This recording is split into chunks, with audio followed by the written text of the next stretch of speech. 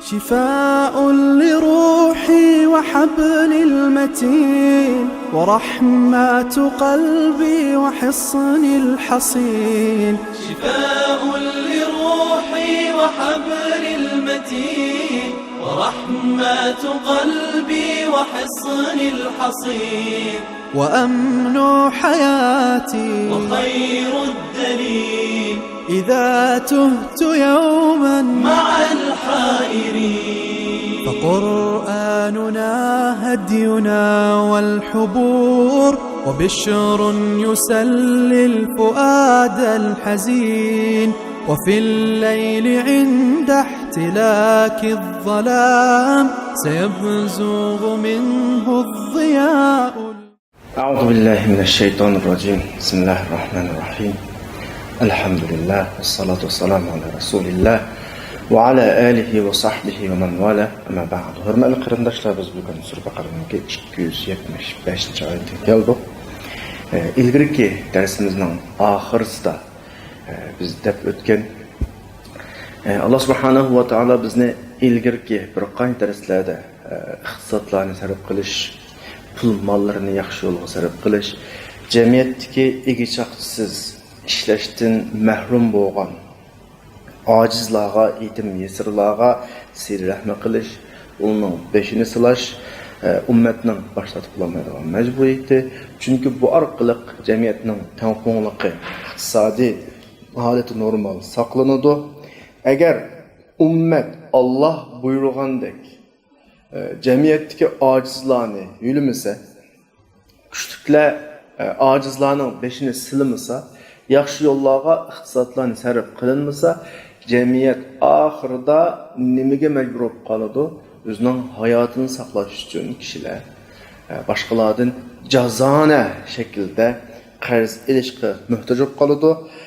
Jazoni umumlashgan jamiyatning ahvoli vayronchilik, xaroblikdan boshqa narsa emas degan mazmunga kelib turib oxirlashtirgandik. Bugungi darsimizda dal shu jazoni haqidagi mazmunlar o'qiladi. Allah subhanahu va taolo jazoni masalasini bizga sifatlab nima deydi oyatda? Estaizu billah. Allazina ya'kuluna ar-riba la yaqumuna illa kama yaqumu allazi yatakhabbatu ash-shaytanu min al-mas. Zalika bi annahum qalu innama al-bay'u mithlu ar-riba. Wa ahalla Allahu al-bay'a wa harrama ar-riba. Faman ja'ahu maw'izatun min rabbih fantaha falahu ma salafa وأمره إلى الله ومن عاد فأولئك أصحاب النار هم فيها خالدون. Ayatni avval qisqacha bir tarjima qilsak, jazoni yeydigan kishilar degan gap atrofdagi bir jamiyatimizni tasvirlayapti. Jazoni yegan jamiyat, jazoni yegan kishi, jazoni yegan kishilar to'plami. Bular xuddi shayton jin so'qiyotgan odamdek bo'ladi, bularning ahvolida bo'ladi. Cin so'qiyotgan, shayton so'qiyotgan odamdek bo'ladi. Bunda bo'lishning sababi chunki bular so'da degan jazoni o'xshash degan. Buning tafsilotiga sal turib kiramiz. Alloh subhanahu va taolo so'dni halol qildi, jazoni harom qildi. Kimga Robbidan vaznasiyat kelib to'xtasa qilgan jazonlardan, xato ishlaridan yansa, uning ilgari qilgani ketdi. Kishi Allohga xolis kechirdi, xolis savol so'raydi, uning keyingi ishlarining kafolati Allohdir. Kimki takror qaytadan jazoni yo'llariga kirsa, bular do'zax egalari bo'ladi, do'zaxga kiradi, do'zaxdan mangu qoladi. Endi oyatda qo'llangan bir ifoda yeydu degan bir ifoda bor. Allazina ya'kuluna riba degan ya'kul yesh ifodasi qo'llanilgan. Hayotdagi hamma narsa yeyilmaydi. Ba'zi yeyiladi, ba'zi foydalaniladi. Yeyilmaydi, ammo hayotning saqlab qolinishiningki eng muhim shartlari yeyish. Lo'g'andikin insonning dunyodagi ko'pincha tirishchanligi, ko'pincha ishlarni qilishi yeyish uchun bo'ladi. Mushu saqlab qilish uchun bo'ladi. Bu nuqtada o'g'achqa bu insonning manfaat qo'g'ilishadigan bir umumiy ahvollarining simvoli bo'lib qolgan. manfaat qo'g'ilishning simvoli. Masalan, bir odam bak mol dunyoning keynidan qo'g'ilishib ketsa, och ko'z, to'ymaydigan deb ifodalaydi shu tilda. Bu nima desa, asli hamma narsani yemaydi xalq. Ammo yeyish insonning manfaat qo'g'ilishining simvoli, hayotini saqlab qolish. Chunki ashyadan boshlanadi masala. Bu bir. Ondan jazona degan ibora arabchada riba ortiq narsa degan bo'ladi. Buningdan o'zi nima chiqadi desa, jazona biz Uyg'ur tilida jazona deymiz, arabchada riba. Yani aslidagi mablag'dan elishga tegishlik chekdan ortiq bir narsani riba deydi. Mushu ikki xil ifodaning o'zidan bir xil cheklama ifodasi chiqadi. Ya'ni bu ortiq narsa. Sen amma yeyman deb unga bormasliging kerak deganda. Chunki sening hayotingga kerak bo'lgan doiradan ortiqi o degandek bir ifoda chiqadi. Bu nuqta bu bir. İkincisi Allah Subhanahu va taolo bu oyat orqali jazonning shaklini, ko'rinishini bizga shunchalik qabih shaklda tasvirlab, jazoniga bir belgi, alomat bekitib-o'tdi. Odatda Surah Rahmonning 41-oyatida mana bir oyat bor. Yu'raful mujrimuna bisimahum. Qiyomat kunisi jinoyatchilar bir belgi bilan tuniladi deb bir oyat var. Yani cazanı xo'laninki qiyomat kunisi boshqalardan ayriladigan bir alohida belgisi var. Bu belgisi ma tuvandagi oyatdagidek bizga ma cazanı xo'laga bir belgi tug'izilyapti. Qiyomatda bütün jinoyatkorlar o'zi o'tkazgan jinoyatga mas shaklda bir belgi alomatlar tunug'iladigan shaklda mahsharga yig'ilsa, jazoni xo'lami o'ziga mas shaklda bir holatda, bir alomatda mahshar maydoniga yig'iladi. U o'simi jin so'qivatgan odamdek mahsharga keladi. Tamam, bizning gapimiz mushakaga vaqtda oyatning mazmuni oxirlashdi. Ammo biz mushada jin so'qivatgan degan bir ifodaga sal diqqatimiz tushdi, qarindoshlar. Jin so'qivatish bizning Uyg'urchadagi ifodalashda, bizning tilimizda ifodalashda bir odamningki normal hayot tangpunligini yo'qotishi, mangsa egizbas mengish gap so'zlariningki to'g'ri, düzgün shaklda bo'lmasligi, yani gaplarni huquq olmaslik, yo'lda tuzmangmaslik, yani normal holatini yo'qotish jin so'qivatish. Yani sana olib qolish deymiz odatda.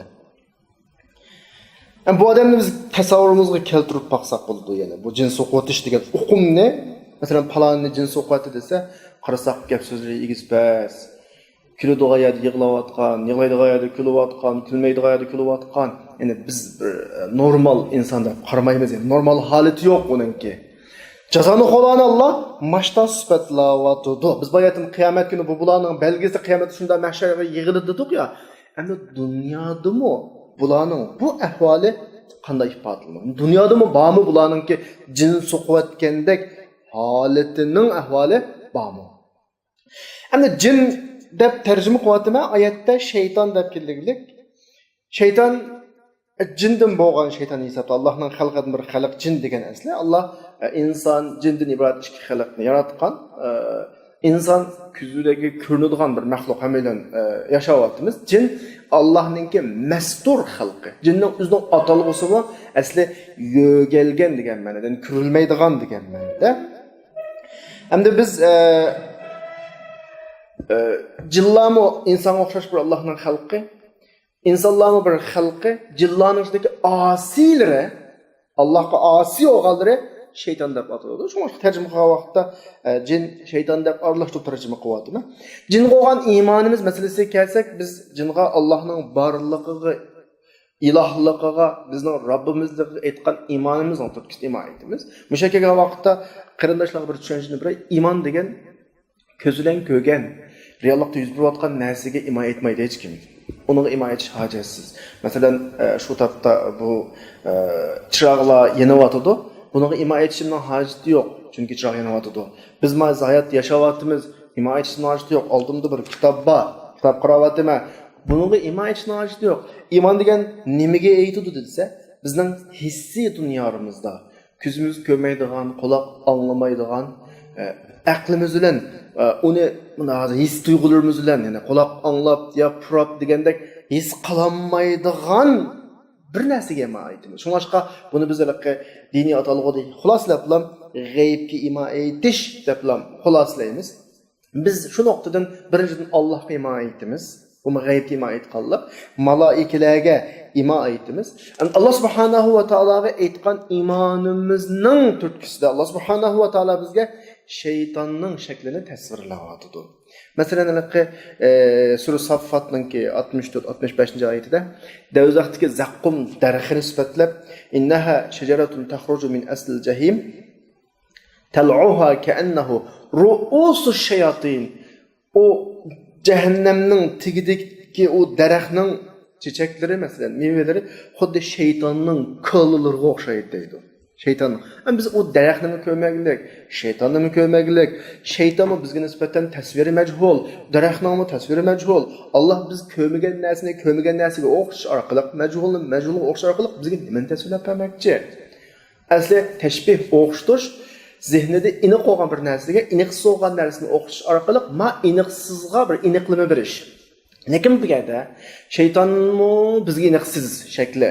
O zaqqum darxum bizga iniqsiz. Allah bunu birisi-birisiga o'xshash orqali bizga bir ajoyib bir xil deymiz ham Qur'oni Karimninki mo'jizlik bir tarafini chiqaryapti. Ya'ni bu qanday mo'jizlik tarafi desa, ya'ni bizning zihnimizda shaytonning qabih shaklini xohlagancha tasavvur qilib ol degandek. Ya'ni eng qabih shakl tasavvur qilib ol degandek bir xil yo'lni qanaqavatda ijodda bor qilib.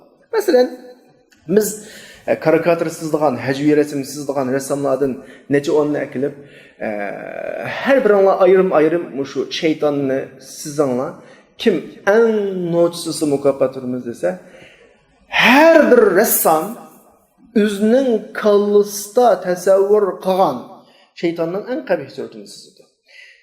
Suretini sizib boğandan kim biz bu suretlerini dereceye to'g'izib mukabbatlaştırıp qalsa, chiroyliq sizg'inga mukofotimiz mu, eng sat sizg'inga, kurimsiz sizg'inga mukofotimiz, eng kurimsiz sizg'inga mukofotimiz. Chunki bizning nazarimizdagi u shaytonning tasviri shunchalik qabih tasvirlanadi. Demak, nima u desa?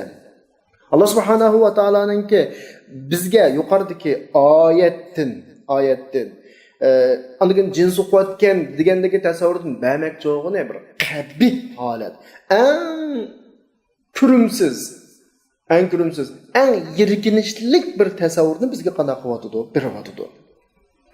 Endi shayton bilan insonlarning o'tirdigan aloqaga kelsak, jins o'qiyotdi, shayton o'qiyotdi degan gapdan chiqdi. Normalda insonlar bilan shaytonning ma'lum aloqasi bo'ladi, insonlar bilan jinlarninki. Surjinninki va annahu kana rijalun minal jinni ya'uduna bi rijalin minal jin. Ya'ni insonlar din bo'lgan bir bilib kishilar jinlardan sig'inatdi, jinlar bilan bir ishlardalikqa panoh tilaydi. Andan bu jinlar bo'lgan sig'inishi jinlarni texmadidan oshud degandagi oyatlar bor. Ya'ni bu normal ba'zida insonlar bilan shaytonlarning boshqa jinlarning boshqa aloqasi bor. Ya'ni jin suhbatish, jin tigib qo'yish degan normal bor demakchi. Endi oyatning o'ziga kelsak, asli mazmunga qaytsak, cazani yegan kishilarningki ahvolini Alloh subhanahu va taolo yuqorida biz nurg'un tasvirlarni deb o'tdik, jin so'qivatgan odamning ahvoliga o'xshaydi. İnsanning ichki dunyosining harakati, ritmi o'zaro bir-biriga moslashib, insonning yashash ritmida bir xil liniya hozirlanadi. Endi shunda shayton uni so'qivatgandan keyin insonning ichki dunyosining tangpongligi buziladi. Şunun bilan insonninki o'zaro ichki dunyosi, tashqi dunyosi va boshqa tuyg'ularning moslashishi buzilgandan keyin insonning harakati ratsiz, tartibsiz, mantiqsiz bo'lib qoladi. Ya'ni demakchi o'g'ini bir odam yo'lda egizpas desab normal ma'nomisa buni jinsi quvvatgandek tasvirlashga bo'ladi. Gap so'zi joyida emas, u yoqdan chiqqan, bu yoqdan chiqqan Bumu jinsi quvvatgandek degan tasvirining ichiga kirdi. Endi biz jinsi quvvatgandek degan tasvirini ko'z oldimizga keltirib qo'ygandan keyin oyatda demakchi bo'lgan bir ifoda bor. Jazoni bilan shug'ullanganlarning ahvoli mashta deydi. Bu ikkisining o'rtada qanday aloqa bor? Endi buning aloqasini bilmoqchi bo'lsak, buning aloqasini oxiratda shu shaklda hashr qilinadi desak gap tugaydi qiyomatda, ammo dunyoda-chi. Dunyoda jazoni shug'ullangan odamlar qanday bo'lib jinsi qo'yatgan odamdek harakatsiz, egiz pasurudi, ya'ni normal uning hayoti ritmsiz bo'ladi desa, biz dunyoga qarab boqamiz, atrofimizda yashayotimiz ya. Allah subhanahu va taolo dunyoni va dunyodagi insonlarni o'zaro mukammallashtiradigan sistem bilan yaratgan, bir-birini to'liqlaydigan sistem bilan. Masalan desak, bir inson ma'lum bir iqtidori bor, bir imkoniyatlar bor. Ya'ni bir insonda ma'noda yo'q iqtidor, yo'q imkoniyatlar bor. Ma'u o'rtaga o'zdagi imkoniyatlarni chiqaradi, o o'zdagi imkoniyatni o'rtaga chiqaradi. Ma'u anınğa ehtiyojlik, o ma'nınğa ehtiyojlik shuni bilan bu yerda mukammallashadi. Agar bir insonda bütün iqtidorlar bor, bütün imkoniyat bo'lib qolsa, tamam, uning boshqalarga ehtiyoji tushmaydi. Masala dal mushiyadin chiqadi. Yoki hammadan o'xshash iqtidorga ega bo'lib qolsa, yana hech kimga ehtiyoji bo'lmaydi. Masala mushiyadin chiqadi. Ulardan keyin hayotning tangfonliqini Alloh subhanahu va taolo Ahmadga berganni, Samadga bermagan. Samadga berganni Ahmadga bermagan. Ahmad Samadniki ishlarga ehtiyoji bor, Samadning Ahmadning qishidikiga ehtiyoji bor. Shuning bilan hayotda bir hayot xilma-xil rangarang san'ati shakllanadi, bir-biri bilan kirishadi. Aning orqali o'zining ehtiyojini qamdaydi, aning orqali ehtiyojini qamdaydi. Uni ma'no bilan hayot mukammallashadi, hayot bir butunlashadi. Tangfonliq mush shaklda saqlaydi. Dunyo qarasanglar, sovuq rayonlar va issiq rayonlar va issiq rayonlardan sovuq rayonlardan chiqmaydigan narsalar chiqadi, sovuq rayonlardan issiq rayonlardan chiqmaydigan chiqadi. Shuni bilan mashqisi bir-biriga ehtiyoj bo'ladi. Zaminda teri qiladigan yer va teri qilolmaydigan yer va biliq chiqadigan yer va biliq chiqmaydigan yer va paxt bo'ladigan yer va bug'doy bo'ladigan yer va go'sht bo'ladigan yer va mashtar qilib dunyoda qanday bo'ladi? Insonlar o'zaro bir-birini to'liqlab yashaydi. Shunga sura Ar-Rahmonda val arda wada'aha lil anam. Mazmunni Alloh subhanahu va taolo insonlar uchun yashashga muvofiq shakllantirdi. Ya'ni insonlar zaminda o'zaro bir-birini to'liqlab yashamasa, sharqdagilar g'arbdagilarni to'liqlaydi, g'arb sharqdagilarni to'liqlaydi, Osiyo Afrikani to'liqlaydi, Afrika Osiyoni to'liqlaydi. Mashta bo'lmasa insonlarning hayot huzuri yo'qoladi. Qachon zaminga bir siziqdan birsi sizlab, sen u yerdan bu yerga o'tmaysa, bu yerdan u yerga o'tmaysa, sen o'z oldingga yasha, ma'lum o'z oldingga yasha degandan keyin masala shu yerdan paydo bo'ladi. Hala bugungi dunyoda chiqayotgan masalalarni ko'ryapmiz. Zaminning insonlarining ko'p sonliqi huzursiz yashayapti. Huzurli yashayotgan bir qism kishilar bizni aldab qo'ymasin, ko'zimizni to'sab qo'ymasin. Endi yani digil tutsak gapchiq, yani bayatdan qarayk misal alsak.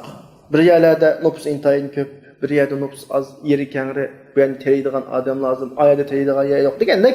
Her halde bu şekilde insanlar öz ara birisi bilen kelişip, birisi bilen maslashib, kem tarafini toluqlab yaşaganda insanların hayattaki huzuru saqlanadi. Yani insan hayatta huzurluk yaşaşı gerek. Çünkü her insan hayatta ma'lum bir narsalarni ijod qiladi, bizning ma'lum bir töhfisini qo'shadi. Buning ijod qilgan, töhf qo'shgan taraflaridan buning da ehtiyojli yana birlari foydalanadi. Yana birlarining qo'shgan töhfisi ijod qilgan narsalari va ishlab chiqargan boyliqlaridan ma'lum foydalanadi. Mana bu shakl. Ammo bugungi dunyoda biz tasvirlayotgan bayatangada güzel halet, güzel turmuş var mı, yok mu? Qarab baksak, dünya şunçuk güzel, dünya şunçuk baylıqqa toşqan, dünyada şunçuk terakki qilgan sanalar var, fan texniklar var, amma dünyada hala izdirobatning tuguni yo'q. Hala ölümlərinin, öldürüşlərinin, eqiyotgan qanlarning tuguni yo'q. Hala insanlar oturusdaki her xil naşxayan, yaman işler tügügünü yok. Dikkat qilsanglar, dünyadaki iqtisod eng taraqqiy qilgan, eng gullendi deb qaralgan, texnika eng yuqori taraf qilgan yanida ruhiy kasallik kishilarniki o'zini o'ldirilish nisbati intayin ko'p. Buni mushakaga vaqtida biz shunda bir hukm chiqara olamizki, dunyo bugun huzur ishida yashayotmaydi. Dünya nima qilarini bilmayotdi. İnsanlar har xil ruhiy jihatda siqilyotdi. Bugun bu yoqdan, atsi u yoqdan chiqyotdi. Nima ish qilishni bilmaydi. Ya'ni turmush, hayot turmushi ritimli mangmayotdi. Oyatdagi xuddi jazoni yegan kishilar, jazoni yeydigan kishilar, jin so'qiyotgan kishilardek turdi degani hayotning hozirgi umum ritmi mush shaklga kelib qoldi. Bu oyatdagi yaqumuna kama yaqumullazi yatakhabbatuhu shayton minal mass degan oyatning mazmuniga urdi. La yaqumuna illa kama yaqumullazi yatakhabbatuhu shayton degan oyatning mazmuniga uyg'un kelishi mumkin. Ya'ni bizning dunyodan his qilayotgan bu tuyg'ularimiz shuni xulosalaydi-ki, hayotda harakat normal emas. Hayotdagi turmush ritmi huzurliq emas. İnsanlarning hayotda yashash orzu istaklariga mos emas. Bugungi dunyoda, bugungi taraqqiy qildi deyotgan 21-asr fan texnika eng yuksalgan, iqtisod va yuksaldi deb da'vo qilayotgan davrda hayot huzurliq emas. Buning sababini izlab baqish keladi. Nima uchun bu qadar xafalıqlar, bu qadar mushkulliklar, insonning shu qadar orzu armonlari turuqliq, insonlar shuncha tirishchanlik ko'rsatayotgan turuqliq, shuncha ijodiyatlarni qo'lga keltirgan turuqliq. Nima uchun bu qadar xafalıqlar bo'ladi? Buni izlab baqish kerak. Bu yerdagi musibat dunyodagi ma'lum bir rayonga xos emas. Iqtisod taraqqiy qilmagan yerlardami va taraqqiy qilgan eng dunyoda liderlik o'rinda ketayotgan rayonlarda ham bor. Biz bayatni deb o'tdik. Qanaqdir bo'laqa qaloq nomrod davlatlarda bor masala emas. Balki eng taraqqiy qilgan davlatlarda bor bu bir xil siqilish, huzursizlik, hayotdan zirkish ahvollari. Balki tashrif statistikalarga qaraganda o'zini o'ltirib oladigan, andigan ruhiy kasallar, boshqalarga tuyuqsiz hujum qiladigan, tuyuqsiz kishilarni o'qqa tutib, necha o'n odamni o'ldiradigan bunday ahvollar taraqqiy qilgan davlatlarda bo'lyotdi. Shunga psixologiya davolash turimi shu yerdan qarab, boshqa davlatlarga qarab ketyotdi. Endi bu yerdan shuni xulosalaymiz-ki, birodarlar, masala umumiy davlatlar, dunyo xalqining hammasiga umumlashayotgan masala. Ya'ni o'rtaq bir masala bor bu yerda. Başta bir huzursuzluqning o'rtaq bir sababi bo'lishi kerak. Biz bu o'rtaq bir sababni qanaqa qilamiz istaymiz. Qanaqdir oyatda bunda palani davlatdagi masala, pukuni davlatdagi masala emas, hozirgi biz deyotgan masala. Dunyodagi taraqqiy qilgan, qilmagan cho'ng kichik butun davlatlarda o'rtaq bir masala bor.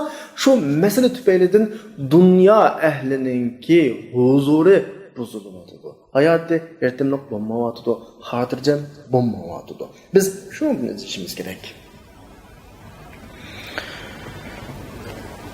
Hamda hayotdagi rizq ifodasi davom etishimiz kerakmi? İki türlü bo'ladi. Biz rizq deb tushungan narsa. Birisi bevosita rizq. Ya'ni yegan tomoqimiz bevosita rizq, ichgan ichimlikimiz bevosita rizq. Şu an yandırıyotgan chiroqlarimiz bizning bevosita rizq. Kiyayotgan kiyimimiz bevosita rizq. Minayotgan mashinamiz bevosita rizq. O'tirayotgan uyimiz bevosita rizq. Endi mushullarni qo'lga keltiradigan vosita rizqdan birisi bor. U o'zimi pul, oltin, kumushlar. Bular vositalik rizq. İnsanın asli nişan g'oyasi bevosita rizq. Ma'o bo'lish kerak. İnsonga bu kerak.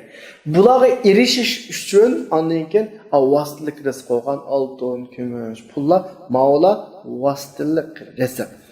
Endi deganimiz nima desa, insonlarningki ko'zlayotgan nishoni bevosita rizq olmay, vasitalik rizqlar nishonga aylanganida, ya'ni pul nishonga aylanadi. Masalan, bir odamninki hayotda yeydigini cheklik, kiydigini cheklik, ishlatdigini cheklik. İnsan mush nuqtani tushunib, o'zining hayotda mush ehtiyojidan oshqinni menga nisbatan bekerak deb o'ylaganida masala boshqa bo'ladi. Ammo unda olmay, men bayat degan bevosita rizqlarni o'zining nishoni qilmay, vositalarni, pul, oltin, kumushlarni o'zining nishoni qilgan vaqtida masala dal buziladigan nuqta shu. Chunki inson o'zining yeydigan, kiydigan, ishlatadigan hojatini bu yoqda qo'yib qo'yib turib, pul uning nishoniga aylanib, shu pulni to'plash, o'zi yesin emisin, ishlatsin, ishlatmasin. Maqsad pul to'plash bo'lib qolgan vaqtida ondan keyin masala dal shu yerdan chiqadi. Ya'ni texmo aniq qilib xulosalasak, mal dunyo insonning asosiy nishoniga aylangan vaqtda masala chiqadi. Tekrar deb qo'y qarindoshlar. Yemek-ichmak, kiyim-kechak sening ehtiyojing asosiy nishon asli. Sen mushuni qilsang bo'ladi, ammo buni qo'yib qo'yib turib, vasita olgan narsalar, ya'ni oltin, kumush, mol dunyo asosiy nishonga aylanib qolgan vaqtida dal biz bayatni davatgan dunyodagi huzursuzlik mishedi paydo bo'ladi. Asas sabab shu. Endi Alloh subhanahu va taolo kishilarning iqtisodiy hayotini pokizlamoqchi. Ya'ni halol yesin, halol ichsin, halol pul topsin, halol pul. Shuna olganda bütün işlarining hammasi pokiz bir imoniy manbani asos qilib o'rtaga chiqsin deganligi uchun, mana bo'lishi uchun Alloh subhanahu va taolo bizning iqtisodiy hayotimizni tozalamoqchi. Endi bugun dunyoga qarab baqsaq, dunyoga nazar tashlagan vaqtimizda dünyadaki cazane sistemisi üstüge kurulgan devletler, rayılayak kişiler, ama bugün günge vaqtda aval ular ortaga çıkan bolsa bu cazane sistemisini, bugün günde cazane sisteminden asta qutuluşning kuyuga kirib.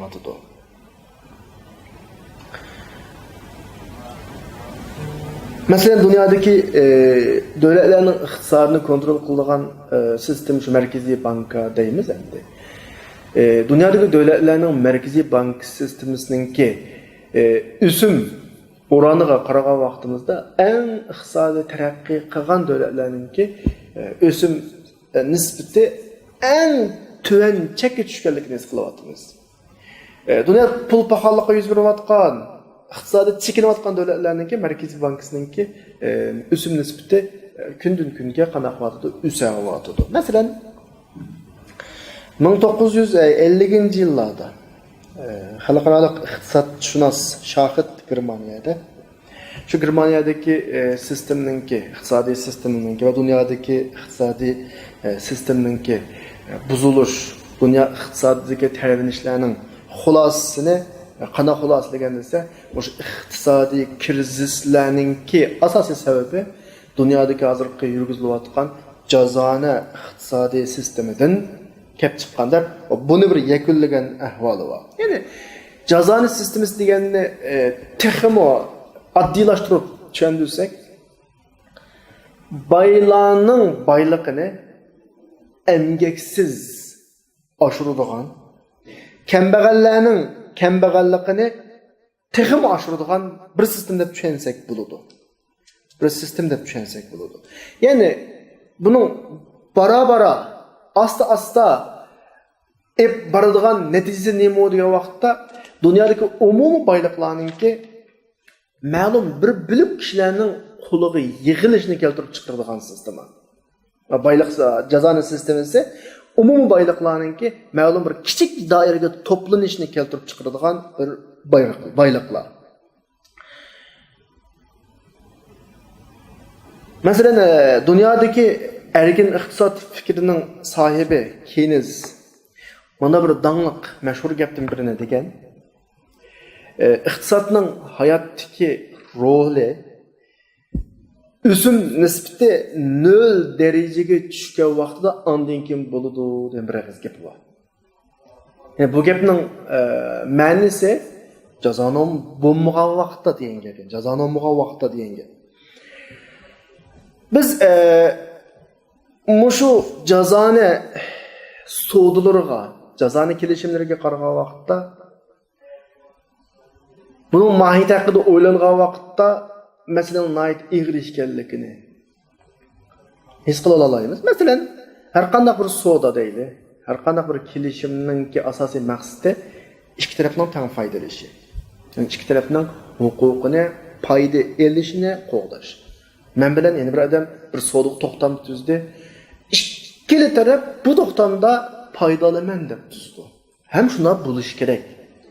A tarafmi foydalanish kerak, B tarafmi foydalanish kerak. Endi jazoni sistem bo'yicha masalan deyli, ikki taraf qarz kelishimidan birini tuzdi. Bu qarz kelishimi jazoni shaklda tuzildi. A B'ga 1000 so'm qarz urdi. 1 yildan keyin B A'ga 1000 so'mni 1300 so'm shaklda qaytardi. Yani bu deganlik nima deganlik desa, ma kelishimdan shaksiz foydalanadiganini qarz bergan taraf. Shaksiz foydalanadiganini qarz bergan taraf. Am qarz olgan tarafchi foyda olaman deb o'ylaydi. Ammo ziyon tortadigani shu. Nima uchun? Men bir nuqtani kallandı muayyanlashtirganman. A tarafninki o'zining ehtiyojidan ortiq 1000 so'mi bor degan gap. Mana o'qni so'ndirdim. Bu qarz deganda bekor qarz olmaydi birisi. A tarafning o'zining ehtiyojidan ortiq 1000 so'm puli bor degan gap. Bir misolan da'vatimi. B taraf ashuni o'sim bilan qarz oldi degan gap, buning o'zining ehtiyojini qondiruvchilikni puli yo'q degan gap yani. B tarafninki. Maning ehtiyojidan ortiq 1000 so'm puli bor. Maning ehtiyojini qondiruvchilikmi nimasi yo'q degan gap, puli yo'q degan gap. Endi A taraf ehtiyoji yo'q, ehtiyojidan ortiq pulni qarz urish orqali o pulni ko'paytirib qaytib oladi. B taraf ko'p hollarda shu olgan qarz orqali ehtiyojini qamdiyalaydi yoki qamdiya. Tamam, ehtiyojini qamdig'idek bir narsa topoldi deyli, ustida A tarafga qaytariladigan o'sim nisbati yana buningga bir yukni qana qiladi tushiradi. Masalan, B taraf men bo'ldim desam, mening yilda ehtiyojimni qamdig'idek 500 so'mga ehtiyojim bor. Menda hozir hech nima yo'q, 500 so'mni topib qo'ygan mablag' sog'ili. A tarafdan 1000 so'mni qarz oldim. Buningdan 500 so'mni yoki 600 so'mni topdim. 1000 so'm orqali A tarafga 1300 so'm qaytardim. Shuning bilan o'zimning ehtiyoji qanday desakmi, ya'ni ustimga qarz olib ma'lum bir yuk ortildi degan gap. Mesela ma shaklda tushunilishi kerak yani. Ya'ni jazoni nima desa, pulisi bor va ehtiyojini eshib ketgan odamga texmo pulni ko'paytirib berish, pulisi yo'q, iqtisod ehtiyoji bor odamningki ehtiyojini texmo ko'paytirib berish. Jazoning shakli bu shaklda bo'ladi. Ya'ni buning natijasida jamiyatda agar sinf, işte iqtisodiy tabaqa sinflari farqlari ko'payib, boylar beyib iqtisod ma'lum bir az kishilarning qo'liga to'plansa, kambag'allar texmi kambag'alshib, ma'lum bir krizis bu tabaqada shakllansa, o'tirda bir o'chmanlik, adovat shakllanadi. Kishilar o'tirsidagi birisi-birisiga qimmat uradigan, birisi-birisiga hurmat qiladigan qimmat qarash yo'qoladi. Jamiyatning do'stligi shu an qana qiladi, yo'qoladi. Qarasa, kambag'al bir odam, bu bir odam deb misol olayotgan, davlat, rayon, jamiyat himizga tushadi bu gapchi. Kambag'al bir davlat, kambag'al bir odam boylik va kishini ko'rsa, boylik va to'plum, jamiyat, davlat yoki kishi ma'noga bir qarz urishda og'indan ortiq qaytarishni shart qilgan vaqtida ana tuyg'usi qanday bo'ladi? Masalan, ana hissiyotni o'ylagan vaqtda qanday bo'ladi?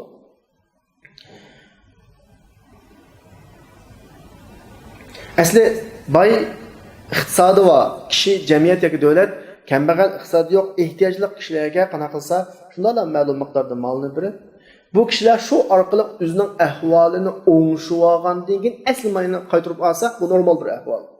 Onundan ortiq qolma degandan keyin ma taraf balkim o'zining ehtiyojini qamdash emas, birmuncha qarzni qanday bo'lishi mumkin, yuklash bo'lishi mumkin. Masala bu qadar og'ir ishga musulmonlarimizning ichida hatto o'zini ilmga nisbat beradigan olim deb qaralganlarning ichida Alloh subhanahu va taoloning Qur'ondagi bu haqdagi oyatlarini qana qilib igizpas qilib oyatlar bilan o'ynashib Qur'on naslarining mazmunlarini o'zgartmoqchi bo'lgan kishilar bor. Qur'oni Karimdagi haslab jazolarni yemanglar degan oyatni tutqulab qilib oliblam haslab olmay azroq asa bo'ladi 2% 3% asa bo'ladi deb manda shaklda fatvo chiqarganlar va bularga Sura Baqaradagi 279-oyat yetarli. Alloh jazonidan chekinib bundan qutulishning yo'lini faqat va faqat deydi va in tubutum falakum ru'us amwalikum. Asli molni 1% ortiq yo'q makchi. 1000 so'm bergan bo'lsang 1000 so'm, 500 so'm bergan bo'lsang 500 so'm, 1 million bergan bo'lsang 1 millionni olsa tavba qilishing sharti bu deydi. Ya'ni u yerda qilchilik ortiq tarafi yo'q. Shunga jazoni haslab bo'lsa, jazoni azroq bo'lsa jazoni emas deganlar mush oyat bilan qanaqasi bo'ladi, to'qtisi bo'ladi. Al-Imronninki 130-oyatdagi ya ayyuhallazina amanu la ta'kulur riba ad'afa mudha'afadaki ad'afa mudha'afani dalil qilib olib, ya'ni tushunami xato tushunib olib, haslab bo'lsa 15-20% bo'lsa yoki asli moldan qatlanib ketsa bu jazoni 4-5%, 5-6% bu jazoni emas degandek sapsatilar falakum ru'usu amwalikum degan oyat bilan cho'kidi. Ya'ni agar to'g'ri yo'lga qaytib, men bu jazoni yo'ldan chekinmoqchi, jazoni qilmayman degan odam shu asli mablag'ini oladi, qilchilikmi ortiq olmaydi. Endi balkim bularning mana bir dalillari bo'lishi mumkin. Mayli jazoni og'ir jazoni berguchi ikki taraf bir-birisi bilan rozi bo'lib qiladi bu ishni. Qarz og'ir odammi rozi bo'lib oladi, bergan odammi rozi bo'lib oladi. To'g'ri mana rozi bo'lsa bu savdo kelishim bo'ldi. To'g'ri. Ya deymizki, insonlarning roziligidan boshqa, mush insonlarning o'zaro mush bulishgan roziligiga rozi bo'ladigan ustimizda qonun chiqaruvchi bir zot bor. Agar rozilik insonlarning roziligi bilan buldigan shop qolsa, zino halol bo'lib ketadi. Chunki zino qiluvchi ikki taraf bir-biri bilan qanday bo'ladi? Rozi bo'ladi bu bir. Undan boshqa rozi bo'ladigan taraflarda, ikki taraf rozi bo'ladigan taraflarda boshqalarning haq huquqiga daxl qilmaydigan, zarar yetkazmaydigan bir holat bo'lib qolsa, undan keyin rozilikning asosi bor. Masalan, zina masalasida sen rozi bo'lsa, endi bir taraf rozi bo'ladi, ammo bu zina qilgan ayol kishiningki oilasi, dadasi, akasi yoki eri degandek sharifi daxl o'shaydigan uchinchi bir taraf bo'ladi. Bu bir. Iqtisodiy masaladan masalan bir misol olayman, tafsiliy misol olay. Mushu rozi bo'lganda uchinchi bir tarafning manfaati zararga ushmaydigan shaklda rozi bo'lish kerak degan bir misol olay. Meyada bir kishi var. 1000 so'm mablag'i var. Bu bir mahsulot ishlab chiqadi, 1000 so'm bilan 1000 so'mdan foydalanib. Yana bir kishi var. Uning hech nimasi yo'q. Bu birovdan qarz oldi 1000 so'm. Yana jazoni shaklda usum bilan qarz oldi. Ma'lum 1000 so'm bilan bir mahsulotni ishlab chiqadi. Ma kishi 1000 so'm bilan mahsulot ishlab chiqadi. Yani ikki rayonda deyli, bir mahsulotni ishlab chiqarishga boshladi. Ma o'zining mablag'i bilan, ma o'simlik qarz bilan. Ma kishi o'zining ehtiyojiga tushliq bir foydalar qanday sotida 10%, 20%, 30% foyda bo'ladi. Shu foydani oladi. Shu foyda orqali o'zining bu sotida normal yurishtiradi. Endi ma kishiga o'xshash 10-20% foyda elib, ma sodisini o'zining normal hayotini davom qilishdan boshqa boshqalarga qaytaradigan bir o'sim bor ustida. Ani ma sodaga qo'shadi. Ma mahsulot ishlashga qo'shadi.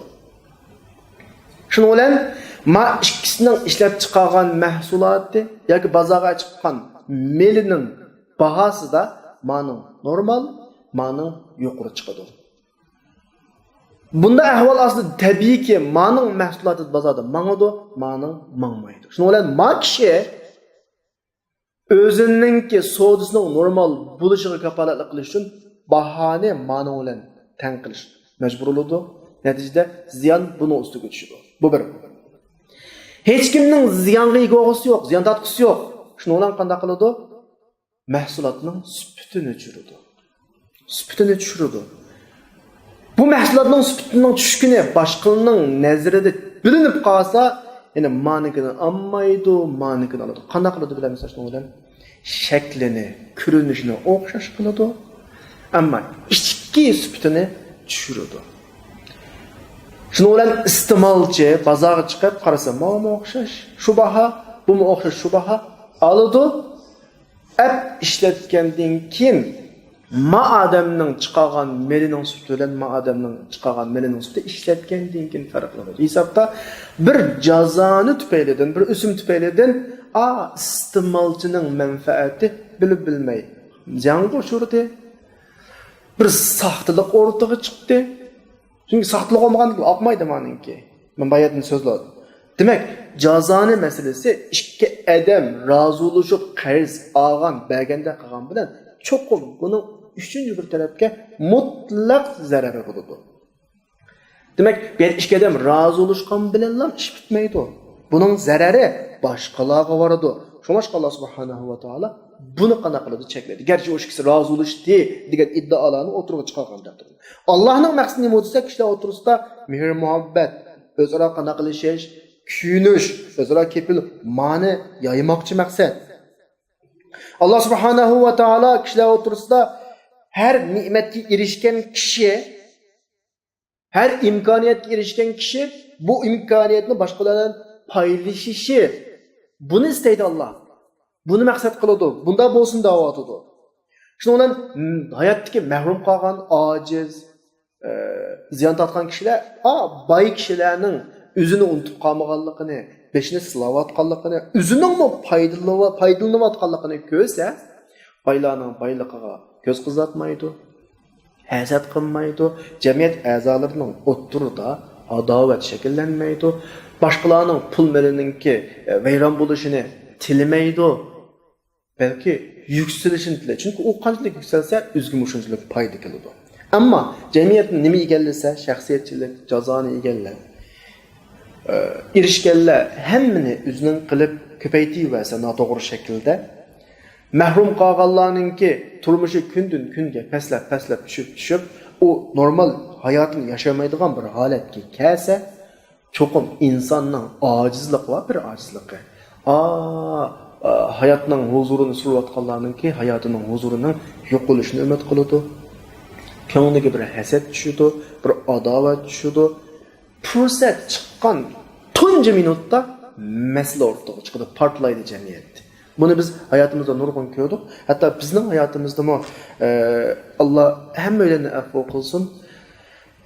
Dushmanlarning kuch kurtishi bilan bizning oramizdagi nomrod ojiz kishilarningki o'z vaqtidagi boylarni po'michik degan nom bilan pipan qilgan, pul mollarini bulan-bulan qilgan ahvollarni biz oz ko'rdik. Allah subhanahu va taolo jamiyatning mushu ahvollarini qana qilish uchun, yatlash uchun 3 turlik yo'llar, hozir qatalganimizda 3 turlik siyosat deymiz. 3 turlik yo'llar iqtisodni kontrol qiladi. Birisi farz zakat. Bu aniq belgilangan zakat. Ma'lum miqdorda mol-mulkka ega bo'lgan kishi molining 2,5%ni, yerdan chiqqan mahsulot topib qolsa 1/1ni va boshqa boyliqlarning hammasininki o'zgarishlik belgilangan bir nisbati va hayvonlarning o'zgarishlik belgilangan shu nisbat bo'yicha mutlaq ayriydi. Buni atrofidagi kambag'al yo'qsizlar bilan paylaşadi. Bu bir iqtisodiy tenglikni saqlaydi. Bu birinchi yo'l.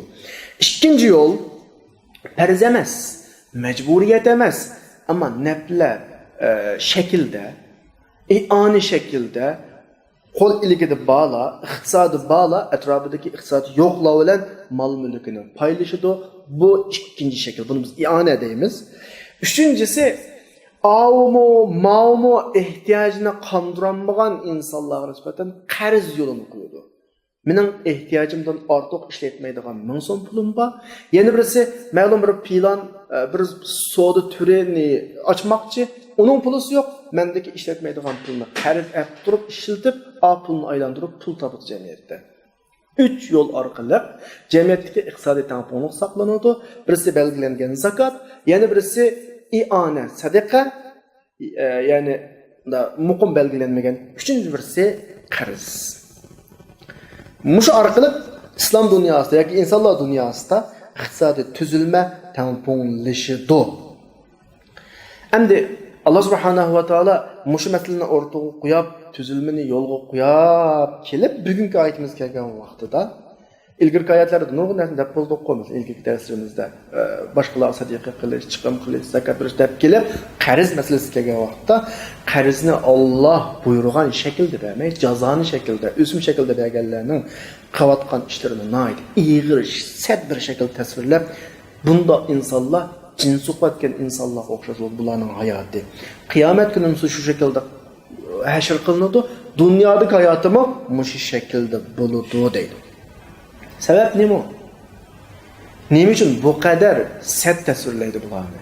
Nima uchun bularning ahvoli bu qadar qabih tasvirlaydi? Chunki bular shunda deydi-ki, "Zalika bi annahum qalu innamal bay'u mislu riba." Bularning bu ahvolga qarata tutgan pozitsiyasi nachar. Allah subhanahu wa ta'ala buni tasvirlab berdi. Bu shu sabablikki bular savdochilarga o'xshash qilmasa. Magap naytligi bundan mantiqqa qarasak, tarjima qaranglar, savdo jazoni o'xshash. Asli jazoni xato, jazoni qilma, av chatoq degandan keyin bular o'zini aqlash kerakdi. O'zini aqlash üçün işletildiğin sözünün məntiqisi cazanı soğuduğu oxşaş. Soğuduğu qanda olsa cazanım şunda mao özünün aqlaşının məntiqisi əsli. Yəni üzə qılıvatqan cazanını aqlab soğuduğu oxşaş sulatdı. Lekin Mavlanın iğizdən çıxıvatqını cazanını soğuduğu oxşatmasdı. Soğudunu cazanı oxşatdı. Bu nimenin ifadesi, maqil ifade qo'llanıcısı bularning cin suhbatgan adam dedi ya, normalsiz holatının ifadesi, yeni bir ifadesi. Yani bular bu derecede normalsizlaşkanki üzünü aqlash emas, qarış tarafını qarlayapti. Üzünü aqlash emas. Biz manda qilmadik, bizning qilayotganimiz xato demay, sening qilayotganingni, ya'ni sen jazoni harom deysa, so'dining hamma jazoni o'xshash deydi. İnnemel bey'u nimo mislur riba. Sen cezanı haram kılmak olsan, soğudan namaqana qil, haram qil. Soğudan halal qilgansa, cezanı nima qana qil, halal qil. O'xshash deydi. Nima ola? O'zini aqlash emas, qarish tarafni qana qiladi, qarlayapti deydi. Qarishda bu nima desa, undaligi ta'tir chiqqanlik masalan. Ta'tir yendan qana qilganlik chiqqanlik. Yani bu xil ifadəni sel turib sözləyimiz, yani bu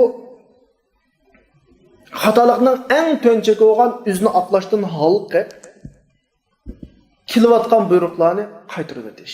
Bütünlə həyat qılır. Qıtrava degəndə gəpəndə. Şeytanın bir ifadəsi var. Özü ötküzgən bir xatalıqı var. Ademə seydə qılmağan xatalıqı var. Xatalıqını tunuğan Adem, xatalıq ötküsü mü? Mən xata qıpdımə, keçür deydi. En tönçekteki adam, ya benim doğruydu deydi o. Hadidin aşka adam, üzününkini o doğruluğunu koyup karşı tarafının hatalıqını oturuğa çıkırdı. Hazır mal ifade şu. Bula şu derecede hadidin aşkan ki, üzünü aqlaşının orduğa karşı tarafını qanaqladı. Qarılap turuvadı. Allah subhanahu wa ta'ala bir yerde gepini kesti dedi ki, ve ahallallahu l-bey'e ve harramar riba. Soğuda halal kıldı Allah soğudunu, cezanı haram kıldı. Soğudunu halal kıldı, cezanı haram kıldı. Kimge Rabbinin muşu veznasiyet keldi, toq dedi, ütüp ketken işler meyli. Salavat. İbn Mesud radıyallahu anhu'dan kelgen bir hadis var. Allah'ın peygamberi cezanı yigüçü ve yigizgüçünün hemmesini qanaq lanet kıldı diyen bir hadis var. Bu Allah'tan kelgen bir veznasiyet. Endi veznasiyet, nasihat qılınğan adam nasihatninki qabul qilinish qilinmaslik darajasi shu vazn-nasihat qilingan odam qilg'uchiga qaraydi. Vazn-nasihat qilg'uchining bu ishda bir manfaati, ziyni bo'lsa, bu vazn-nasihat shubhilik vazn-nasihat bo'ladi. Mana mushu nuqtadan, endi agar nasihat qilg'uchining hech foyda manfaati olmasa, foyda ziyni olmasa bu ishda bu xolis kuyunguch bo'ladi. Oyatdagi vazn-nasihat keldi degan oyatga diqqat qilsak, vazn-nasihatning keynida min robbihi degan bir ifoda bilan qo'llaniladi. Robbi tarafidan deb ma vazn-nasihatning qilg'uchisiningki Rob ekanligini asıltıvatıdı. Biz Rob degan tushunchani darsimizning ilgirgi darslarda nurg'un tushundik. Rob degan kim o desa, insonni yo'qdan paydo qilgan. Shu qorong'u onasining qo'saqlarida insonni hech qanday narsani kam qilmay üst yetildirgan va zaminga keltirgan, uni sog'lom qilgan va zaminda uningga butun hozirliklarni hozirlab bergan, yashash sharoitini qulayliqlashtirib bergan zot degan gapning ma'nosi. Miyada vazn-nasihat qilg'uchininki shu ekanligi asıltıvatıdı. Yana bu yerda da'vatidirki, seni yo'qdan paydo qilgan, hamma hozirlikni sana bergan, sog'lom bijirim qilgan va zaminda yashash sharoitlarini sana hozirlab bergan, seni mushu holingga akelgan zotdan kelgan vazn-nasihat ma'vo nasihat da'vatidir. Bu yerda shu hukm chiqadiki, bu zotning sana bergan shunchalik katta ne'matlari borki, sendan oladigan birmi foydasi yo'q. Bu ishda u zotga yetadigan birmi foyda ziyoni yo'q. Sen bu orqali jiningni boqaman, voy bayolaman deb o'ylamasangmi, bu Rob, bu zot seni aslidan yo'qdan paydo qilishdan tortib tamoman baho bilan baholanmaydigan ne'matlarni sana bergan zot, bu zot sana kepil degandek bir xil signal, mesaj mayda qanday qilyotidi, birlayotidi. Sana hayotlikni bergan, hayotlikning asosini sana hozirlab bergan, sana bütün narsalarni bo'ysundirib bergan degandek bir muncha gapni o'z ichiga oladi ya Rob degan. Sen jazoni orqali o'zing hayotni boqaman demasangmi, ma egang va sen xotirjam bo'l. Buning kafolatida sen to'mashqa mishada qanday qilib turib qol. Mushada turib qol. Fantaha agar inson shada turib qolsa, meni yo'qdan paydo qilgan zot debdi buni. Menga shuncha imkoniyatni bergan Alloh debdi buni. Men Allohning ilkidagi bir ojiz maxluq. Mening butun ishimga Alloh kafolatlik qiladi. Alloh kafolatlik qilganda qo'rqinch yo'q deb to'xtadi. Falahu masalan. İlgili ketgani so'zti qilma. Nima uchun ilgili ketgan ishni so'zti qilmaydi jazoni masalasi? Chunki jazoni iqtisodga munosabatlik emas. Iqtisod odamning qon, tomir har yerigacha singib kiradigan shu qog'ozga buning besini so'zti qilsa hamma narsa buziladi. Bir odam hayotida jazoni qilib keldi, uqmay. Yoki bilmay, yoki osilik tufaylidan to'yni jazonidan topgan puldan qildi.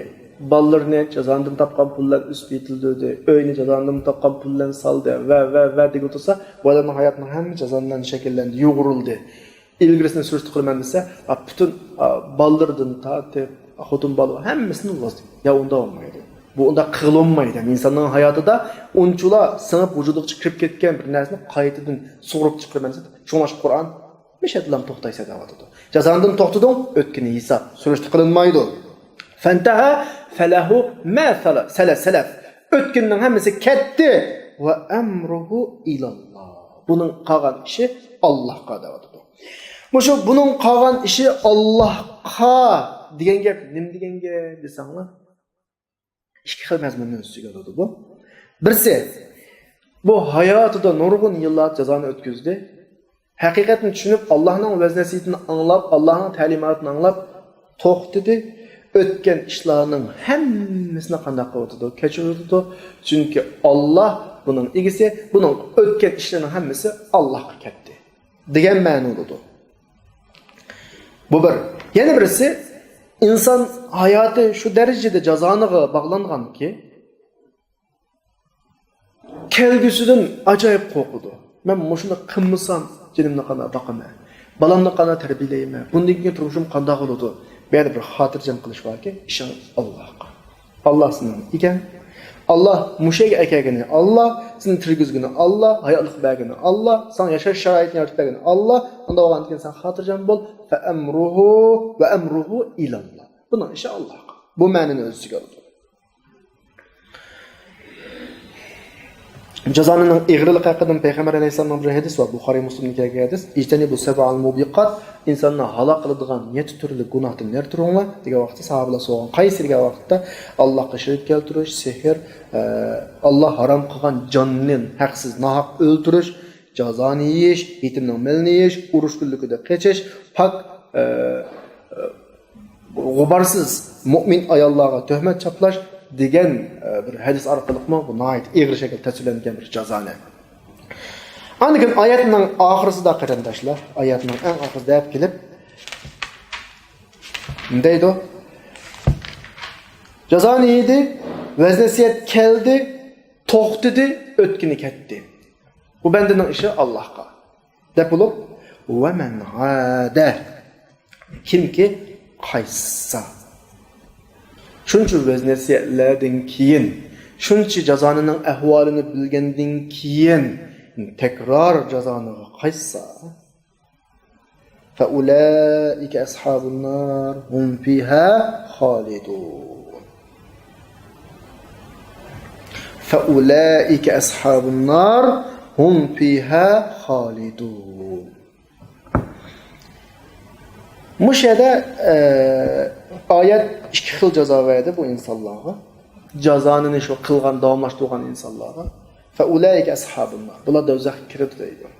Deb bo'lib, hum fiha khalidun. Dozakda mangu qolib davatdi. Endi mishakaga vaqtida biz bir xil mulohizani chiqarishga bo'ladi. Birisi Allah haram qilgan bir jazoni bu yerda. Allah haram qilgan bir jazoni bor. Bu bir. Yana birisi jazonini halollaştırmoqchi bo'lgan sizlar qilayotgan savdoning jazoniga o'xshash deb o'zini masalasini aqlamoqchi bo'layotgan halollashtirish darajasiga borgan bir bilik insonlar bor. Allah haram qilgan bir jazoni bor va jazonini halol qilmoqchi bo'lgan bir bilik insonlar bor. Mushad ikki hukm chiqaramizki, agar sen mu'min Allohga iymon etsa, oxiratga iymon etsa, jazonining haromligini bilsa, ammo kirding. Allohga asi bo'lib, jazoniga kirding, jazoni qilding, sen do'zaxga kirib, do'zaxning nasibini olasan do'zaxdan. Bu bir hukm. Agar sen bu halqdan eshib o'tib, bu chekdan eshib o'tib, yuqorqi innamal bay'u mislu riba degan odamning qatoridan bo'lsan, jazonini halollaydigan darajaga borsan, İslamdan chiqqan bo'lding. U vaqtda oyatning eng oxirisidagi hum fiha khalidun. Sen do'zaxda mangu qolasan. Men bir qoida bor qarindoshlar, islomda mu'min holati turib jinoyatni halol sanamay, jinoyat o'tkazib xatolik o'tkazgan odam kofir bo'lmaydi, dindan chiqmaydi, do'zaxda mangu qolmaydi. Bu bizning aqidamiz. Ama do'zaxda mangu qolib degan yerda bir buni dindan chiqaradigan bir ish bor. Shunga ma'ayatda ikki xil jazo berildi. Birisi do'zaxga kirdi deb bo'lib, keyindan mangu qoladi deydigan bir iborat bor. Ikki iborat bor. Bununla qarata biz yuqoridagi ikki hukm oldik. Bu nuqta kallanglarda aniq olsun. Bu masalani texmi aniqlashtirib etsak qarindoshlar, har qanday bir jinoyat jazoni shuning ichida normal bir mu'min bo'lish bilan üzgü qarashtiranmadi, nafsini yig'anmadi, to'xtayanmadi, kirib qoldi jinoyatga. O'zi mu'min. Jinoyat deb turib kirib qoldi, do'zaxda yetarlik, tegishli jazosini bo'lgandan keyin chiqadi. Ammo masala e'tiqod masalasi ko'rib, rad qilish masalasi bo'lgan vaqtida u jinoyat bilan emas, din doirasidan chiqadi. Kufr dairəsine kirdi. Allah ondan saqlasın. Mana bir qissini ham bilan bilamiz. Adem alayhissalom bilan şeytanның qissini. Adem alayhissalom bilan şeytanның o'tkazgan jinoyatining cho'ng farqi yo'q. Adem alayhissalomni yema degan neydi? Şeytan sayda qil deganga sayda qilmadi. O'xshash jinoyat. Ikkilasi buyruqni amalga oshirmadi. Ammo pozitsiyaga qarang. Adem alayhissalom qanday pozitsiya bildirdi? Men o'zimga zulm qildim. Senin hükmün haktı ey Allah. Ben kılanmadım, ben aciz geldim. Beni keçir dedi. Bu Adem Aleyhisselam'ın pozisyisi, yani cinayet ötküzgen müminin pozisyisi maçta oldu. Şeytanın pozisyisi çok. Allah'ın yaratkanmış edeni seyde kılamdım ben. Qilmayman uningga degan ifoda-chi mana bu. Bu biz insonlar o'rtasida ko'tava gaping deymiz ya, shunga o'xshagan ifoda. Yani inkar ifodasi yana. Ma intayin ig'ir masala. Shunga bu la'nat ko'chirdi, qiyomatga qadar la'natgor bo'ldi, do'zaxga mangulik mahkum bo'ldi. Jazon masalasida ham ashta masala qarindoshlar. Allah jazondagi hukmni bayon qildi. To'xtagan odamning ilgirki ishining surishti qilmaydiganligini bayon qildi. Qaysichi yana takror qilsichi, bir odam vaznasiyan anglab bo'lib jazoning haromligini bilib turib qaysichi? Bular ikki xil bo'ldi. Birisi mu'min o'zining nafsining keyniga kirib, o'zining ojizligini yengolmay jazoniga kirdi. Bu do'zaxga kirib o'zining nasibasini oldi. Ammo jazon degan so'dga o'xshash. So'd jazoniga o'xshash, hech farqi yo'q. Halol deb halollah Allohning harom degan buyruqini yat qilib turib kirganlar, ular din doirasidan chiqadi, kufr bo'ladi, ular do'zaxda mangu qoladi. Endi ilgirki o'qigan 275-oyatni oxirlashdi.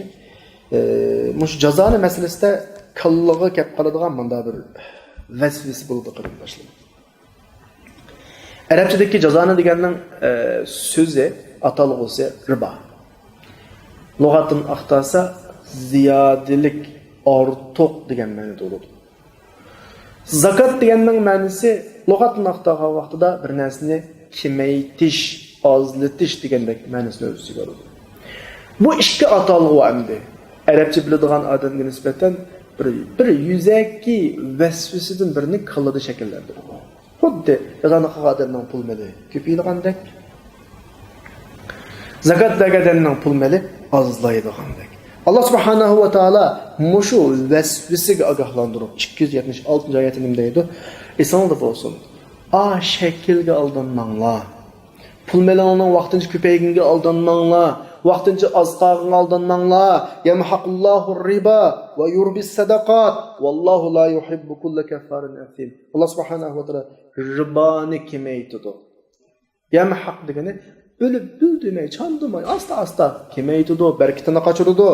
Sadaqat sadiqalarni, zakatlarni oshirib turadi. Allah jinoyat o'tkazguchi kofirni yaxshi ko'rmaydi Allah deydi. Bu haqda ayrim oyatlarmi bor. Sura Rumning 39-oyatida "Va ma ataytum min riba liyarbu fi amwalin nas." Sizlar o'tkazgan jinoyat kishilarning riba, jazoni kishilarning mollarida Alloh nazarida o'smaydi. Allah dedi bunu, Qur'onda dedi bunu. Etrafımızda neler salsak hayatında nurgun cazanı ölen acayip pul tapkan hayatının ahirasında yegili bir tal nan tapınma ütüp ketken insanlar hurmatımız nurgun. Zakat meselesinde adil cazanının karşısı da Surrum'un 39. şu ayetinin özü diyene وَمَا آتَيْتُمْ مِنْ زَكَاتٍ Ama bergen zakatınla turidune vecihallah Allah'ın rızalıkını gözleyip bergen bolsanlar فَاُولَٰئِكَ هُمُ الْمُضْعِفُونَ Hesse aşırıdığını şu vuruldu. Həsləb aşırdığını şu oldu. Ayet ki oxub, mandalar ütüb qalmaylı qardaşlar. Ayetdeki ifadeler diqqətimizdə tansın. Ayetdə Allah kemaytidu degan ifadə, Allah östürüb birdu degan ifadə diqqətimizni tansın qardaşlar. Allah degan kelime hər göz manda aytib ketməsin. Bir misal alayız. Meseleni yakınlaştırış için, aydınlaştırış için. Küçük baladan birisi gelip, benim kaçtığımı birini saldı. Dağınlık boksçudan gelip, kaçtığımı birini saldı. Muş ikisinin ki kaçat selişini yazsak, mağ beni kaçatladı, al beni kaçatladı. Oxraş yazıladı qardaşlar. Kaçatlaş ibaretiyle yazıladı. Ama ikisinin kaçatlaşı oxşandı. Çünkü ma kaçatlıqçı bir kichik bala, bir aciz bala. Manga hech ziyon keltirmaydi. Kaçatlıqçı boksçu belki bir kaçat bilan meni o'ldirib qo'yishi mumkin. Esonda bo'lsin, pul mollarini kemaytib o'tdi. Kim o? Allah. O'stirib turdi. Kim o? Allah. Bu Qur'onda bundalar yozilib qo'ygan oyat emas. Qur'onning xarakterini hammalar bilamiz. Qur'on mo'jizalik kitob. Qalblarda saqlanadigan kitob, ibodatlarda tilovat qilinadigan kitob, Bütün müminlerin tilda tilavat kılınıvatkan kitap, kalbide saklanıvatkan kitap. Allah vaad bergen kitap ki inna nahnu nazzalna zikra ve inna lehu lahafizun. Kur'an'ı biz saklayımız dedi. Kur'an ve inne cundana lahumul galibun. Bizning askerimiz, bizning qo'shinimiz g'olib dedi. Ne mesele şu ki qarindoshlar, Qur'on qiyomatgacha saqlanadigan, sağan her tahdidi, bergen her va'dasi qiyomatgacha nima bo'ladigan, ijro bo'ladigan manda kitap. Anda olgan Qur'on Allah cezanını kemaytirdi dedi. Sadaqatlarni o'stirib berdi dedi. Ma'nini sal qaramaylik. Cho'qim hayotimizda buni natijasini mutlaqo ko'ramiz. Ba'zi oddiy vaqtli qirinishlarga aldanmaylik. Jazoni qilganlarning vaqtlik farog'atlik turmushga aldanmaylik. Cho'qim Allah kemaytirdi dedimi? Kemaydi ular. Allah ko'paytib berdi dedimi? Ko'paytidi Allah. Zakat berganlarni, sadaqat berganlarni bu cho'qim amalga oshiradigan va'da. Ma'nini sal qaramaylik qarindoshlar. Ayetning oxirida vallohu la yuhibbu kulla kaffarin asim. Allah subhanahu va taala kafir demay, kaffar mubalag'a siyg'i bilan oshirma sifatda shaklda. Asim jinoyatkor demay, asim buni oshirma sifatda shaklda deyishning sababi bu yerda Allah subhanahu va taolo deydi, Allah bir hukmni chiqardi. Allah bir hükümni çıkardı. Sen bu hükümle ya Allah red kılıp kafir olursa ya ki red kılmagan takdirdi mi? Üzən mümin işengen takdirdi mi? Üzən başkuranbay bunu cinayeti etsin bulursa Allah bulan yaxşı görmeydi de var. Ama bir eğir derecede cezani meselesinin ki addi mesele emeskelliğine nispeten bizge alayda birilgen eskertiş. Allah subhanahu wa ta'ala hemmeyleni cezanıdın saklanıdığan kişilerin katarını kılsın. Cezanısız bir muhitte yaşaydığan imkaniyetini versin. Bugünkü dersimiz müşahıcı buludu. Allah subhanahu wa ta'ala'dın hemmelerinin turmuşuğa huzur, ailenlerine hatırcamlık, tinanlara salametlik dileymen. Kile saatlik derste görüşçe Allah'a emanet kıldım. Selamun aleyküm ve rahmetullahi ve berekatuhu.